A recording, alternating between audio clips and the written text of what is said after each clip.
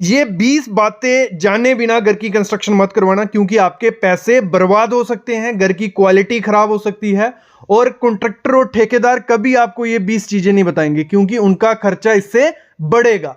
तो आज की वीडियो जरूर देखना। अगर आप चाहते हो कि घर सही से बने, आपको कॉन्ट्रैक्टर बेवकूफ ना बना पाए, तो ये 20 बातें आपको पता होनी चाहिए। तो शुरू से एंड तक देखना, हर चीज आपको मैं क्लैरिटी से बताऊंगा और आप इसको देख के कभी भी करवा सकते हो वो चीजें। सबसे पहली चीज हमारी घर की कंस्ट्रक्शन की होती है खुदाई, एक्सकवेशन। कभी भी आपको एक्सकवेशन करवानी है, पहली बात मैं बता रहा हूं, कभी भी एक्सकवेशन आपको करवानी है, आपको 2 से 3 स्टोरी के लिए वो एक्सकवेशन करवानी है।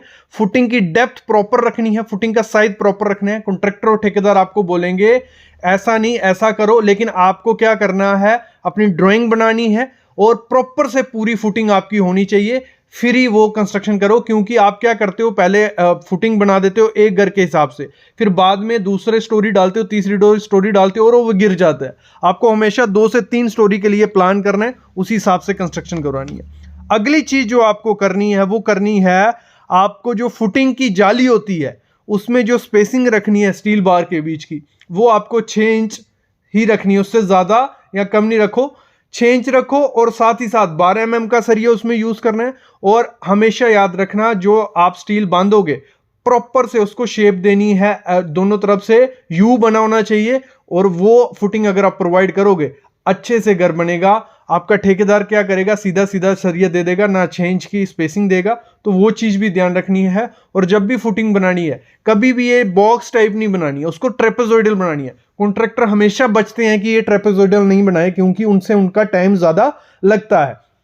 तो आपको ट्रेपेजोइडल फुटिंग बनानी है, उससे लोड अच्छे से डिस्ट्रीब्यूट होगा, घर अच्छे से बनेगा। अगली चीज जो आपको करवानी है, आपको घर की कंस्ट्रक्शन में एटीटी करवाना है, एंटी टर्माइट ट्रीटमेंट। लोग नहीं करवाते हैं, कॉन्ट्रैक्टर नहीं करवाते हैं, लेकिन आपको एटीटी अगर आपने करवाया होगा तो आपके घर के नीचे बैठने के चांसेस काफी कम हो जाते हैं। क्योंकि एटीटी से होता क्या है, जो भी नीचे कीड़ा टर्माइट जो भी रहेगा, जो मिट्टी को खाते हैं या कंक्रीट को खाते हैं, वो मर जाएंगे और आपकी फुटिंग और नीचे की मिट्टी हमेशा सेफ रहेगी। अगली चीज आपको करनी है, प्लिंथ प्रोटेक्शन का आपको कोई नहीं बताएगा। प्लिंथ प्रोटेक्शन क्या होता है, जो आपका प्लिंथ जब बन जाता है उसके चारों तरफ प्रोटेक्शन देनी होती है कि वहां से पानी नीचे ना घुस सके। तो इसके बारे में भी कॉन्ट्रैक्टर आपको नहीं बताएगा, आपको प्लिंथ प्रोटेक्शन देना ही देना है। प्लिंथ प्रोटेक्शन दोगे तो अच्छे से आपकी फुटिंग वगैरह नीचे का घर अच्छे से रहेगा।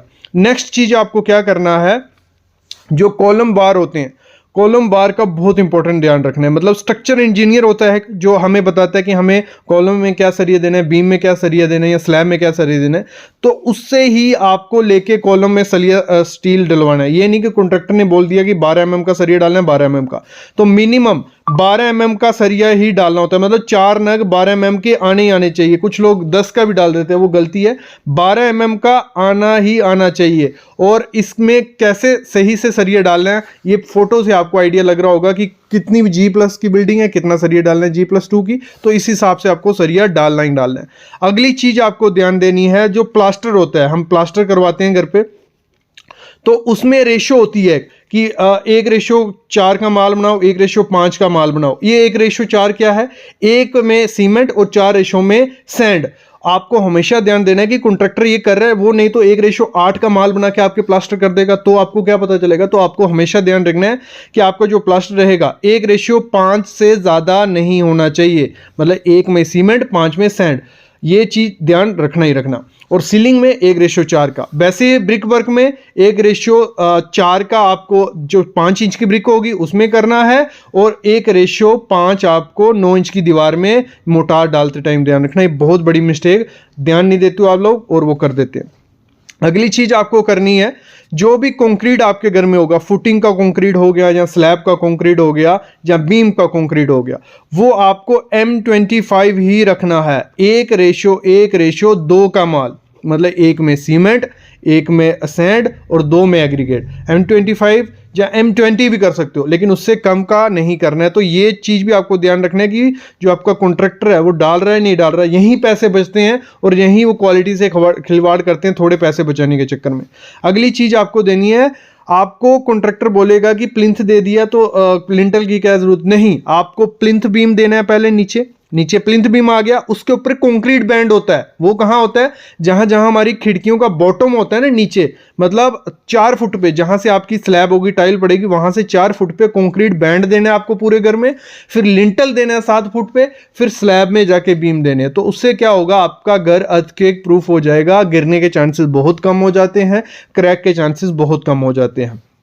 अगली चीज आपको क्या करनी है, जब प्लिंथ बीम का सरिया देना है, ये बहुत इंपॉर्टेंट होता है। लोग क्या करते हैं 10 mm का या 12 mm का सरिया डाल देते हैं। नहीं, मिनिमम 4 नग 12 mm के डालने ही डालने हैं उसमें, लेकिन आपको प्रॉपर डिजाइन कर लेना है कि नीचे 16 के 2 नग, ऊपर 12 के, मतलब प्रॉपर से सरिया डालने हैं प्लिंथ बीम में। वो भी लोग नहीं करते हैं। कवर ब्लॉक एक ऐसी चीज है, बहुत इंपॉर्टेंट चीज है, लेकिन लोग घर की कंस्ट्रक्शन में नहीं डालते, उनको पता ही नहीं है कवर ब्लॉक के बारे में। ये कवर ब्लॉक होता है, सामने आप देख रहे हो, ये आपको स्लैब में भी डालना है कि आपका सरिया स्लैब से थोड़ा ऊंचा रहे, आपका बीम में डालना है कि आपका जो सरिया है वो कंक्रीट के अंदर रहे, थोड़ा बाहर रहेगा तो उससे होगा क्या, आपका सरिया खराब हो जाएगा, डिट्रॉयड होएगा, तो ये दिक्कत रहती है। तो आपको कवर ब्लॉक हर जगह प्रोवाइड करना ही करना है।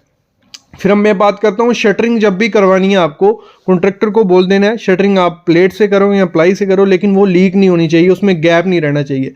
कंक्रीट डालते टाइम जो स्लरी निकल जाती है, पानी निकल जाता है, उसी में सीमेंट होता है, अगर वो निकल गया तो आपका कंक्रीट ऐसे ही बचेगा। तो आपको प्रॉपर से उसको करना है कि पैकिंग कर दे अच्छे से और अच्छे से शटरिंग कर, ये चीज़ भी उसको बता देना है। कभी भी आपको जब फुटिंग बनानी है, फुटिंग का हमेशा ध्यान रखना, जब खेत वगैरह होता है या पानी वाली मिट्टी होती है, वहाँ पाइल भी फाउंडेशन करो या अच्छे से फाउंडेशन आपको देनी है।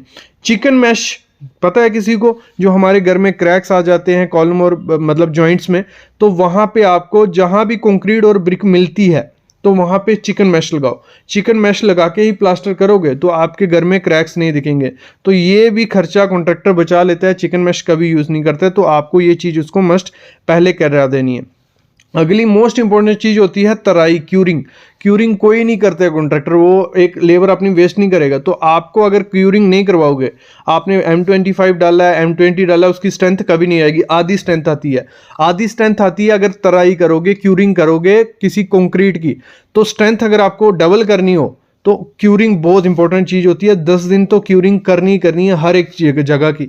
तो तराई मस्ट करवाना, और हमेशा ध्यान रखना जो डीपीसी हम करते हैं प्लिंथ के ऊपर, जिससे हमारे घर में सीलन नहीं आए, तो डीपीसी आपको प्रॉपर से करानी है, मतलब 2-3 इंच मोटा कंक्रीट डाल देना है M25, उसके ऊपर वाटरप्रूफिंग केमिकल मरवा लो, तो उससे आपके घर में सीलन नहीं आएगी। आप देखोगे 3-3 फुट तक सीलन रहती है, तो वो सीलन कभी आपके घर में नहीं आएगी।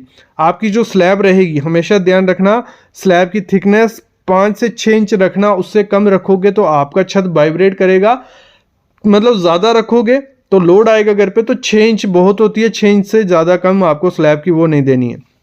कभी भी याद रखना स्लैब में जो स्टील है कम से कम 8 mm का यूज़ करना है, उससे कम 6 mm का कभी नहीं करना है। मेन बार आप 12 mm का करो और आपका डिस्ट्रीब्यूशन कर दो 10 mm का, अगर आप स्लैब बीम प्रोवाइड कर रहे हो। अगर प्रॉपर से डिज़ाइन करवाया, मेन बार 10 mm का रखो और 8 mm का डिस्ट्रीब्यूशन बार, ये चीज़ भी आपको ध्यान रखनी है। और हमेशा ध्यान रखना सीडी जब की जाती है वही मिस्त्री कॉन्ट्रैक्टर लगाना जिसने सीडी का काम पहले किया हो, नहीं तो मोस्टली गड़बड़ कर देते हैं। सीडी का जो राइजर रहता है वो 6 इंच से ज़्यादा कर देते हैं या ज़्यादा रख देते हैं, उनको आइडिया नहीं लगता है कि कैसे सीडी बनानी है। तो सीडी का मोस्ट इंपॉर्टेंट ध्यान आपको रखना ही रखना है। ये चीज़ें बहुत इंपॉर्टेंट चीज़ होती हैं और ठेकेदार आपको ये कभी चीज़ें नहीं बताती है।